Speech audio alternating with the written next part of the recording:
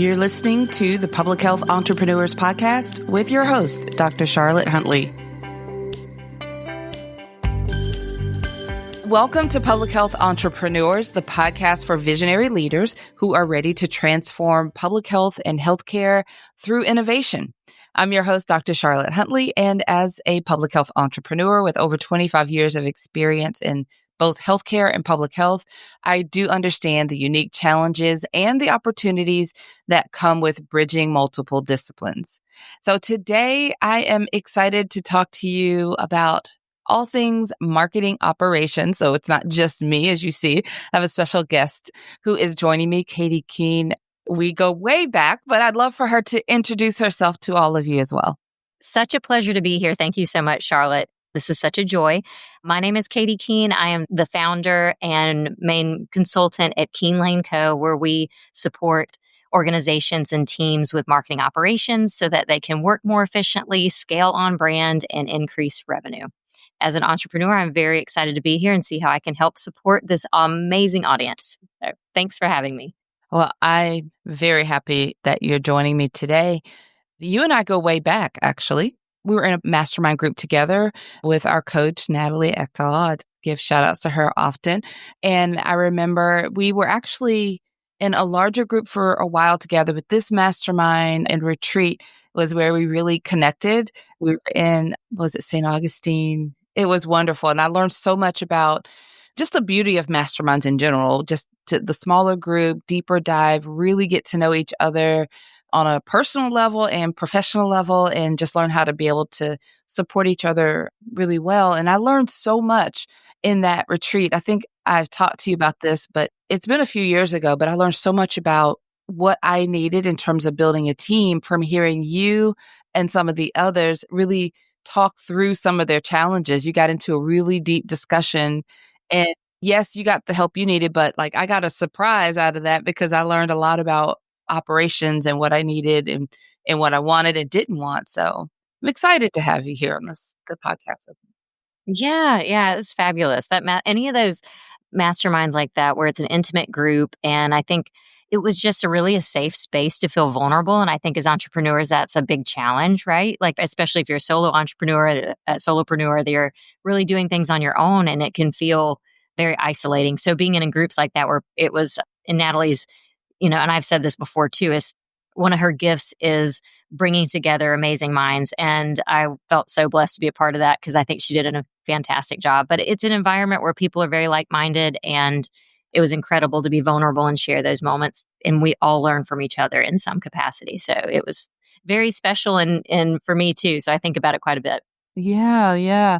So one of the things, and it's not even related to business, but one of the reasons I have one of my puppies, Taz, is because of you and Lulu. You introduced me to Aussie Doodles, and I was like, oh my gosh, she's adorable. And you were shopping for Lulu, and you showed pictures and talked about her all the time. So I started to, not immediately, but a little later when we decided that it was time to get puppies, I started looking at Aussie Doodles. So I ended up with probably Lulu's cousin, because Taz and Lulu look very similar. I love it. Oh my gosh. And that made my heart so happy. I feel like being a dog mom, I'm very obviously partial to her. She's a part of my everyday life. She's my little co-pilot in so many things. So I talk about her a lot. So I'm glad that resonated with you, because I think she's the jam. So yeah. And I'm sure yours is too. So, and then you got another little buddy. I do. Well, we went in to get Taz, my Aussie Doodle, and then we ended up with a bonus doodle. It was a Springer Doodle who had not been adopted. And we thought, well, they played together really well. So they came home as best friends and brothers automatically. So we have two. Love that. Love it. Love it. Yeah. So Charlotte and I get to share pictures all the time of our dogs. Yes, we do. We'll see, like updates on the puppies. So yeah. Well, thank you for taking some time to come on here. I know that my audience is interdisciplinary, so they have multiple disciplines bridging together and finding that connection to build their businesses, to serve the populations, to communities that they're serving. and all the challenges that we all deal with as entrepreneurs, just kind of unique in this health focused space. I know that some of the tools we're going to talk about, Canva, I know that you have a special partnership. We're going to talk about how to really use that, get the most out of it. But I want to start with your positioning as marketing operations, and you have expertise in AI, and that's really integrated into everything that we do. So a lot of that will blend in as we move along. But let's start with marketing operations. I would love for you to explain to our audience what that means. Yeah, absolutely. One thing I'll say too to get us started is that I think the term marketing can mean a lot of things to people, and if we dumb it down very simply, like I'm going back in time here, but marketing is, if you've heard of the 4 P's of marketing, and there's a lot of different ways they position this now. There's so many different things, but it's product, price, place, and promotion. So when you think about what it is you offer, is your product or service, place, how do you offer it, product, price, place, promotion. What I say, place, product, price. Yeah, Yeah. the amount, right?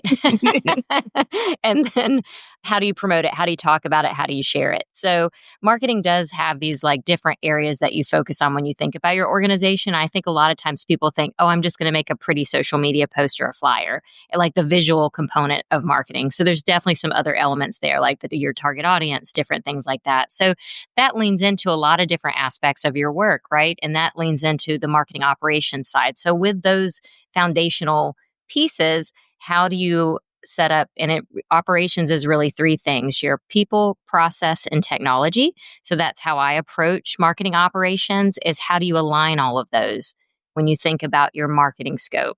So you'll hear me talk a lot about, I'm a little bit geeky when it comes to the technology side. So I definitely talk a lot about the technology side. And I have some, like you mentioned, I'm a Canva Agency Partner, some things like that with tools that I really believe in. And I think that what I really love about this approach and helping the groups that I help is that how do you leverage what you have, identify gaps, and build processes in place if you don't have those, with those 3 elements: your people, your processes, and your technology, to have a good marketing operation on the back end of your business, so that you're not, I think that's another thing as entrepreneurs, we're pulled in a lot of directions, right? Like you're now like a social media professional, and now you're like also, but you're trying to do the work that you do. So how do you make that easier internally, and how do you create structure and infrastructure that you can ultimately get to a place where you can hand it off to? And I think that's a big piece as well. So that's kind of the overarching marketing operations piece of it. I really like that. Thank you for really breaking that down. I actually took some notes because I didn't want to forget. I really like your definition of marketing. I do think that a lot of acronyms and descriptions are thrown around, but this one really resonates because if we can focus on, like you said, the product, price, place, and promotion, that really does help to broaden it and helps the meaning kind of resonate. It meets us where we are. It's not just that image that we throw out there on social media. Right. There's so much thought behind it. There's so much thought. There's so much intent. It's very strategic. And I think it's important to think about it that way. It's not just throwing yourself out there, doing a video here and just haphazardly. When you do it with structure in place and intention, then that's where you really move the needle. That's where you make a difference. That's where you further connect with your target audience. And there's just so many things that kind of like trickle from that. I love that. So let's move a little bit into Canva, because I know that was initially what I reached out, but I know there's so much for us to talk about. I'm just going to put that out there right now. We're going to try our best to share some really top line, some actionable things for you to walk away with. But I think that a lot of you will want to connect with Katy so that you can continue on beyond this episode. But let's talk about Canva. You have this special partnership. Tell me a little bit more about that. Yeah, happy to. So again, under marketing operations, it's people, process, and technology. So then the tech side is where I lean into some of these types of tools. So personally, I've had a very corporate life before this, and I've had my business for a long time now. And even in the corporate world, I was using Canva a long time ago when they originally started, which was around 2013. And I used them in the corporate world, and then I used them as an entrepreneur. And so I've seen the organization using it in different capacities. And I think one of the biggest things I'm personally passionate about, you'll see this in a lot of my messaging, is that I really enjoy empowering people. And one of the things with Canva as an organization, that was their goal. They originally created a tool that was to empower people to design. And so they made a tool that was very accessible. So when we're thinking about it being an entrepreneur and trying to wear all the hats, how do you find tools and resources that are going to be approachable for you to leverage and easy to do so that you can focus on the actual work that you want to do? And Canva's always been one of those tools for me. And I'm really excited because I had the opportunity to become a Canva Agency Partner, which is new for them. So I really launched that in the beginning of this year, talked to them a bit last year. And I was one of the first in the US to be a part of their Canva Agency Partnership. So that was very exciting for me. And then one of the first 5, I think, in the US and one of the first 10 or 15 globally, because they're a big global organization. So very excited about that. But they've evolved over time. And I think our perception of what they do with just the design side, right? We've talked about this a little bit. I think when people think of Canva, they're like, oh, I'll create a flyer or a social media post or my kid's birthday invitation. Right. And all those are wonderful, but they really have repositioned the tool as a productivity and a creativity tool, which I find incredibly empowering and love to share that with people and help really create like those workflows and processes through a tool that we almost, I don't remember how many people use Canva, but just about everybody has touched Canva in some way. And so it's a very accessible tool. And so why not leverage a tool that you already know to be productive in your business and make it easier for yourself? So that's really where I've leaned into it. And I create templates and workflows and things like that to align with the operational side of a business. And I help organizations with that too. I love that. Thank you for that background and congratulations. That's an exciting, one of the first U.S. partners and even one of the first globally speaking. That's exciting.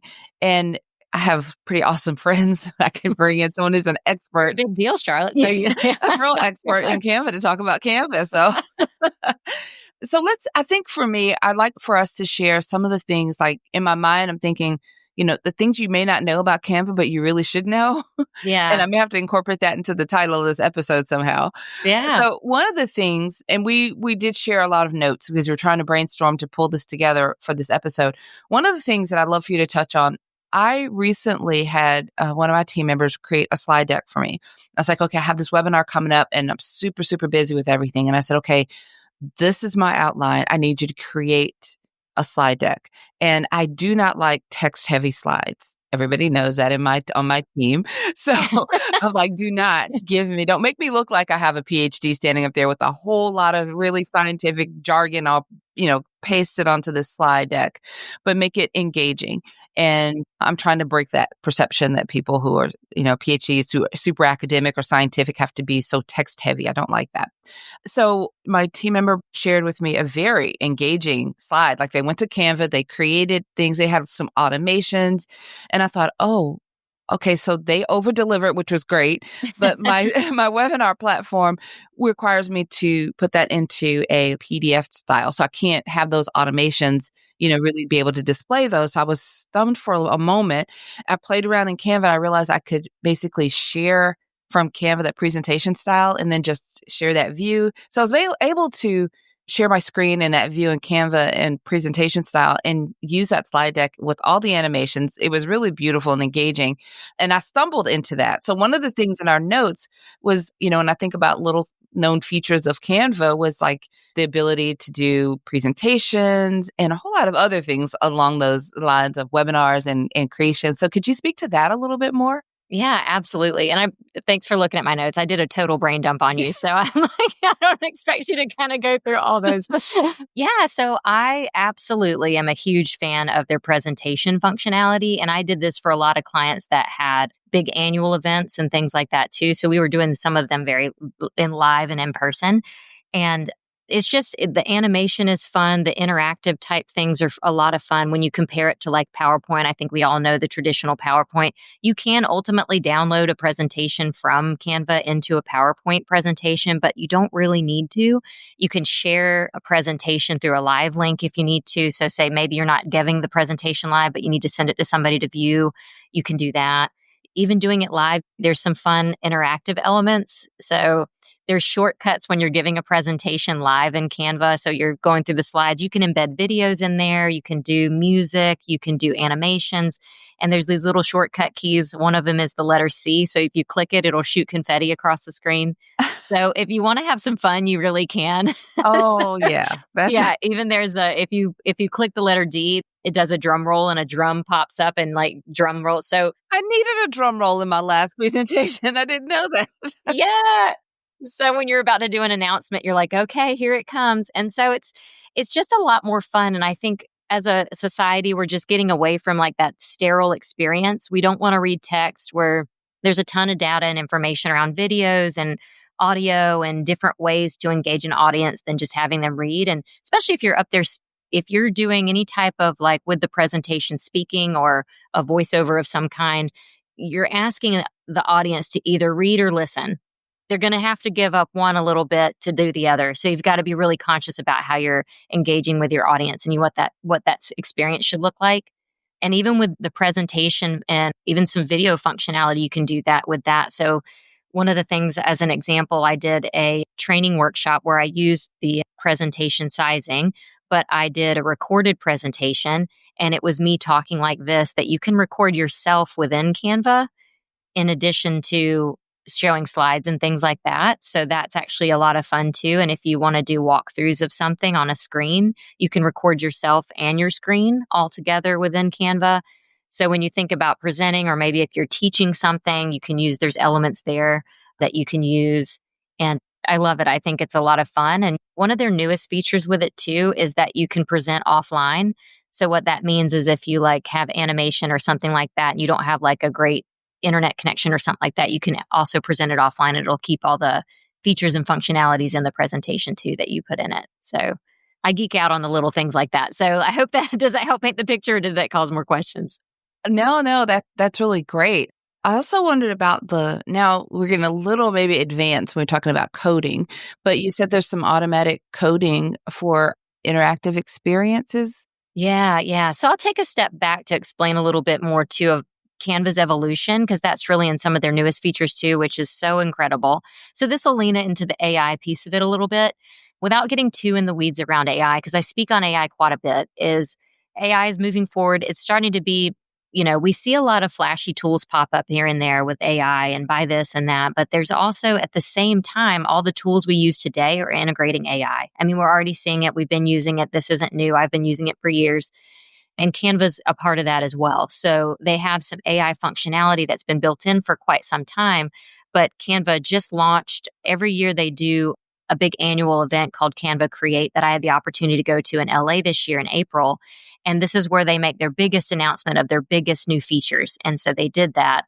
And they were really, although they did like just under 50 different types of updates, they also launched their 4 biggest features. And that was Visual 2.0, their Design Visual Suite 2.0, they're designed for data. So there's some data elements there. And then there was the sheets as well. And then also the coding functionality. So that's kind of like taking a step back to explain where they are. So they've launched some different AI functionality within the tool as well. And so specifically on the coding side, if you've been using AI at all, you can use ChatGPT or something like that to create coding for you for something specific. So you can prompt something asking it to create a quiz that can do XYZ, and it can like write code. And you typically have to take that code and then go put it somewhere to then build the live version of this quiz or whatever it is, this interactive element that you're looking to create. What's beautiful about what Canva created, right? Because they're so pretty, everything's really polished, is that it goes through the whole process and creates the finished design as well.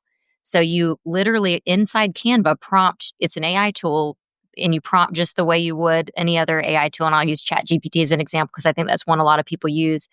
You prompt it, telling it what you want to create. It creates the coding in front of you live, and then it shows you a finished, polished version of it already designed, and you can walk through and test it. And then if you need to edit, you prompt again, change it slightly, and you just kind of go back and forth until it's finished. And then you publish it just like you would any design in Canva. And now you have a live, like coded, engaging element. And I can give you an example of that too. But first, want to see if does that help paint the picture or provide clarity? Yeah. Yeah, it does. Yeah, what kind of example? Yeah. So I had the opportunity, I was speaking at an AI event, and one of my friends was there. She's speaking as well. And she has a business where she helps coach attorneys on visibility and kind of marketing and communicating themselves. And she leans into LinkedIn quite a bit for that. So we chatted and I was like, let's try the coding tool for something that you want to create for your audience. So she wanted to create a quiz for attorneys to complete to see where they are on a scale between, it wasn't a scale, it was like either beginner, intermediate, or advanced on LinkedIn based on their activity and some questions. So we created within, I don't know, maybe 10 minutes and we, tweaking a little like slightly, but within minutes, we created a quiz by prompting and asking AI what we wanted. And we didn't how do I say this? We didn't micromanage AI. Like it wasn't, I wanted it to have the freedom to research and pull things in. So we created a little bit high level of we want a quiz on LinkedIn for attorneys to help them identify if they're beginner, intermediate, or advanced in LinkedIn when they're trying to network and connect with potential clients. And then we prompted it. It started it. It created a beautiful 10-question quiz. We got to walk through it. And you always, always, always want to test. Like nothing's ever a finished, perfect, polished, done deal. Like that's where the human element is incredibly important. So that's what we did. And then she had a 10-question quiz that she's able to share with her audience, her potential clients, target audience, and help them identify where they are. Because then that leads in, obviously, as a lead magnet for her, leads into, well, here's how I can help you. And even at the end of that quiz, you can incorporate a button that says schedule a call or click here to learn more, and it can send them to a website, things like that. So it was it was fun to create. It was fun to watch it live, and it was obviously beautiful and engaging once it was finished. So it's a really cool feature. These 4 features that I just mentioned are in their newest launch. So some people have access to it now, and it's about to be launched to everybody. So if you don't see that yet and you're Canva Pro or above, you'll see it soon. Oh, wow. That's exciting. That gave me some ideas. I love the example, and I'm sure our, listeners are probably getting some ideas, but that gave me some ideas. Oh, let's play, Charlotte. We can, we can play this. So this is great. And it's a perfect segue kind of into the next thing I want to ask you about. Because I'm wondering when you went to the conference with Canvas, part of the new updates, is there anything around improvements regarding accessibility features and design? That's a huge concern that I've heard across the public health industry, especially those that are content creators, like course creators and creating the learning materials. Really, really important feature to have to be able to, not just a feature, but an enriched feature to improve accessibility around those products. Can you speak a little bit to that? Yeah, absolutely. And that's so incredibly important. And I love that this is integrated, getting integrated more and more in the tools that we have, right?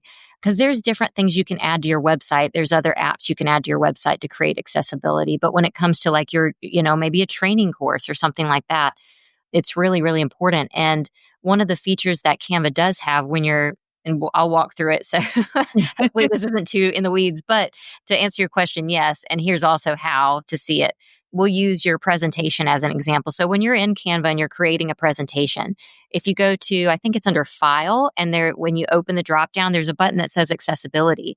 When you click on it, it will pop up and literally analyze your design, and it'll pop up with recommendations. So it'll show the copy or like the text. It'll show kind of a check mark, or I think it's an X, but it'll give you the green light or a red light basically to say your font's good, your color's good.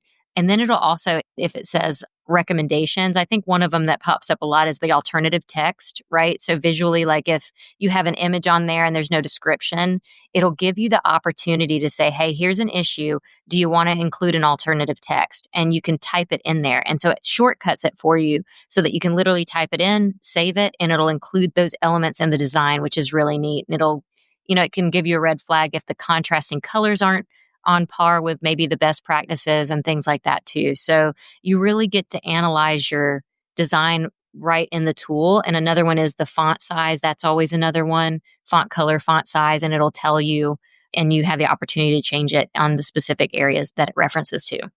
Oh, that's really good. That's great to hear. Yeah. In that same vein, makes me think about representation. Do you know if there's been improvements to have culturally representative images added or improvements in Canva regarding? I've seen improvements over time, but do you know if there are more improvements coming? So this is a topic on so many things. This conversation's happening with AI. I'm involved with She Is AI, which is all about inclusivity and global education around AI and things like that. So very passionate about this side of things. And when we're talking about Canva, I don't know specifically when we're thinking of like maybe the stock photography that's in there, what that looks like and how often they update those. But what I do know is happening is within like the AI space, for example, is there's a lot of movement around inclusivity when you're creating different demographics, different genders, things like that. And it's really beautiful. And I would say to anybody, the more we use it in those ways, the more it's going to operate that way. So we all have a little skin in the game when it comes to those things. So I encourage you to be involved in those or leverage that. And I've had those challenges too, where I had a client that had a specific group they wanted to showcase in some designs, but I couldn't find the stock photography for it. And so I was able to create more aligned imagery of their target audience by using AI and by using and creating these demographics, these genders that they're really looking for to more resonate with their target audience. So you're seeing that more in AI, right? Because it's not that you have to go out and do a photo shoot of different people. You have it that where you can prompt it to automatically generate some of those things. So I think that's where AI will help a lot with those too.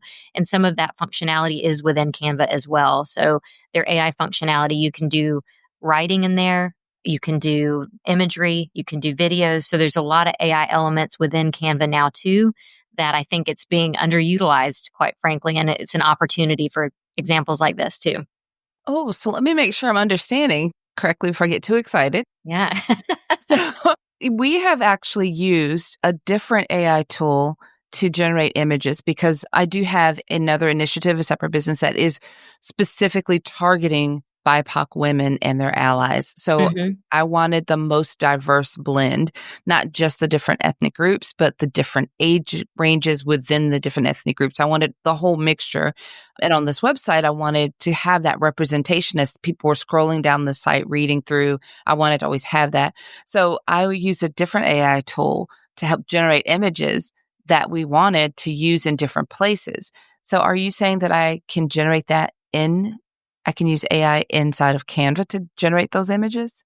They do have the functionality in Canva to generate AI imagery. Yeah. Oh. And I play with a lot of tools, right? So because this is like my a lot Yeah. of this is my world. So I do use different tools for different things depending on what my goals are. Sometimes I'm heavy Canva, obviously passionate about that. When I'm trying to generate very specific imagery, sometimes I use a different image generator platform. So I'd say play with it though. Play with it, see if you can get the same types of things because it's available to us. And the more we use it, the more things are going to get better in that space. So definitely play with that one too and put that on your list. Yeah. I didn't even know that that was an option inside of Canva. So that's really good to know. Yeah. Yeah, absolutely. Ooh, exciting. I know. And it's only going to get better. That's why I'm super pumped because it's an accessible tool that we all have access to. So many people use it and trying to make it as seamless as possible when you think about the operational side of things. So it's great. And try the writing in there as well. I don't know if you do any AI prompting for writing and stuff too. I don't know if my team has used it or not. I'll have to ask. I don't even know if they're aware because I know we have a couple different AI tools that the team they like to use for writing. But if it's in there, it's good to test it out, like you say. Yeah. And it might be good for certain things, right? And the first foundational step in that, and this is for everybody, is to have it right in your voice. When you go to your brand kit in Canva, there's a section called brand voice. So you literally put in what you want to sound like. Are you professional? Are you funny? Are you energetic? And you have a description of your brand voice in there so that when you do generate copy and generate text through their AI tool, you can connect it to that brand voice so that it writes in that tone, writes with that lens. Okay, you're kind of blowing my mind right now because I know. we do use those tools. We have because we have 3 different entities and we have the font, the style guide, we have it all included. So when different members of the team are using Canva, they know I didn't know that there was a place for brand voice. We literally have those documents saved somewhere else because we use it for the writing tools. Yeah, But yeah. now we need to add that to Canva. I didn't even know. I know. And you probably are very aware you have different brands in there, especially if you're, and a lot of entrepreneurs like this, right? We have different things and you might have a different brand for something else and you have a set up different brand kits and the voice might be different too. So make sure you set those up separately so that when you are creating content for one of them, you're not using the one's brand voice or brand kit or things like that. I don't want to glaze over that too fast. So I do recommend for those listening that are just getting started, not doing multiple businesses or different. I'm not saying that. In fact, slow down on that if that's where you are. Slow down to speed up. Yeah. But after a while and you get started, it is very common to have more than one business or to spin off into a different area and certainly a different style. And to your point, it is important you don't just craft a brand voice and it works across the different. So let's say your personal profiles will have a certain style versus your business profiles may have a different voice. And so those are the really clear examples of that a lot of people can relate to, especially across social media with anything that you're generating. If it's coming from me and my personal profile, that's going to be one voice or style versus the business. So we created that.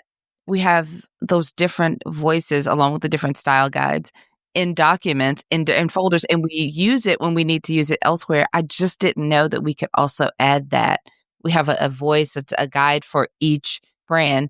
That brand voice, that document can be now added, that information can be put into Canva, and then we can test out those tools. I'm excited. I think I'm going to have to put some time on my calendar to just play with Canva because that's amazing right there. Yeah, it's incredible. And this functionality isn't new. I think it's just really hitting mainstream because I think everyone still remembers Canva as the my kid's birthday party or whatever, social media.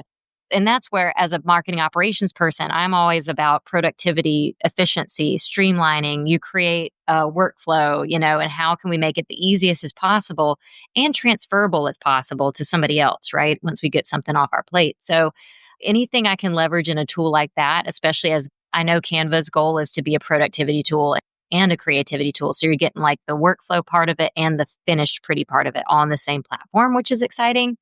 But that makes me think about a lot of things too, Charlotte. And I would even say with your example, maybe even pulling some of those documents into Canva, because you'll build your brand voice in the brand kit. But even if you pull in some of those documents in and then prompt from that document, you might be, within a design, put it in there and say, from this document, prompt AI, from this document, I'd like for you to create 5 social media posts for my personal profile on LinkedIn, in addition to the business profile on LinkedIn, and have some fun with it. And you can do it all within that one design too. Yeah.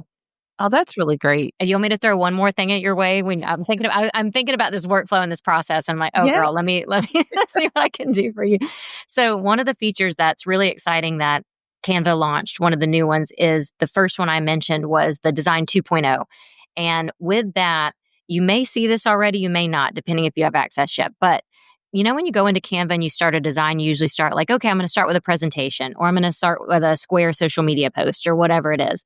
Well, now in that design, you can actually create different pages that are different sizes. So even if you start with a presentation, and how you normally add another page, you can click, there's going to be a drop down. If you don't see it yet, there will be one. It's a drop down and it opens up and you can select, okay, now the next page I want to create is a social media post. And then you can do it again with maybe I want an outline for a blog, or maybe I want to create a blog. So you create it all in the same space. So now instead of creating different designs for maybe one campaign, for example, maybe you're launching something new, maybe you are launching your podcast.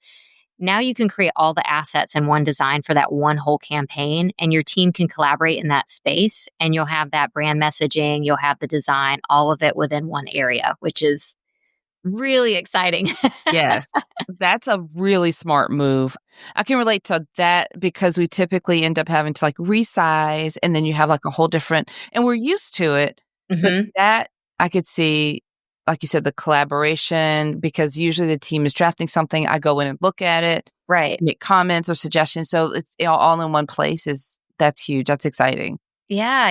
And that's where I geek out because I'm like, oh, the operational side. Now I want to create workflows for my clients or create a template where this can be, and then it's replicatable. It's easier. It's smoother. It's easy to teach.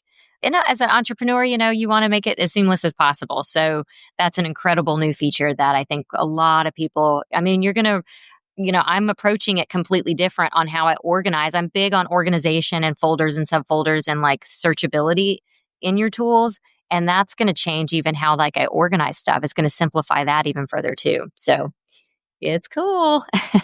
This is amazing. Okay, so now I have to be conscious of our time. We've Yeah, definitely gone I could do this all day. we've definitely gone a little long, but as we start to wrap up, I really would love to touch on of the things we have left because our audience is we have a lot of public health folks. There may be leading nonprofit organizations. I think that it would be really nice to just have a few words about the nonprofit discounts.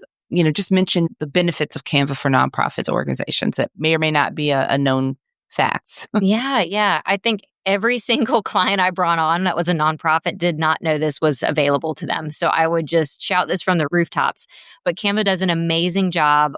When we talk about like accessibility and things like that, they want their tool in the hands of as many people to make a difference as much as possible. And they have an incredible nonprofit program where nonprofits get a certain number of seats for free. And it's a big amount. I mean, it's, so now a team can have complete access to Canva and all these features that I just told you about for free for nonprofits. And I can share the link afterwards if I didn't send it to you, if that's helpful.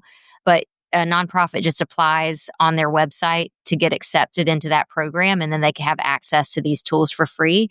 And not just entrepreneurs, but nonprofits are lean as well. So how do we take advantage of what we have, leverage it effectively, things like that. So this is a great tool for nonprofits in that space as well.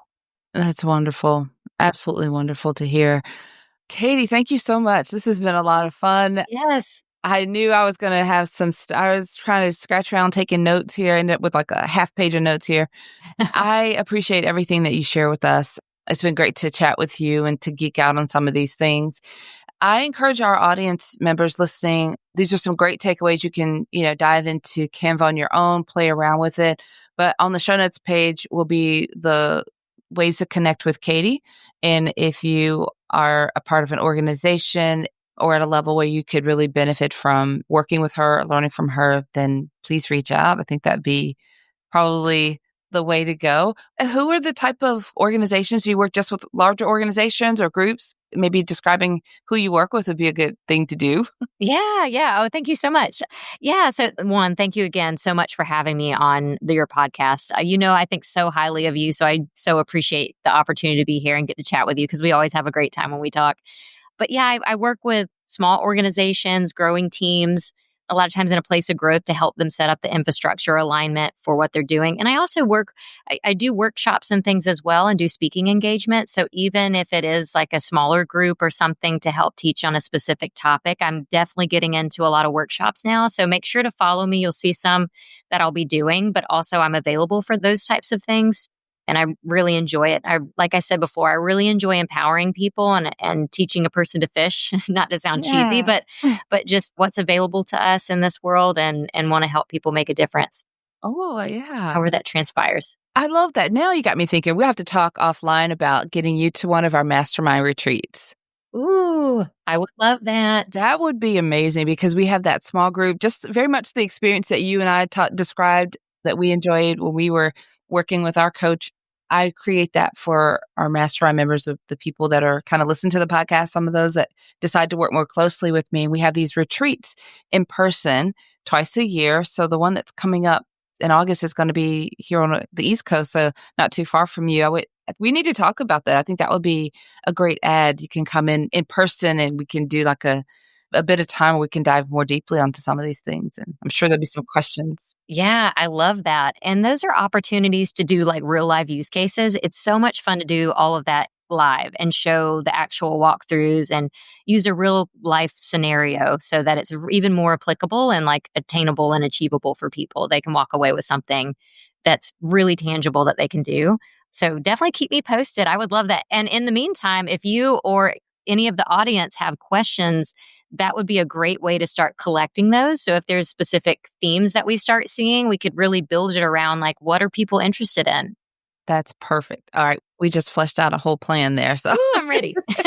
All right, Katy. Well, thank you again for being here. I appreciate you. And we're probably going to have you come back again some point in the future for updates.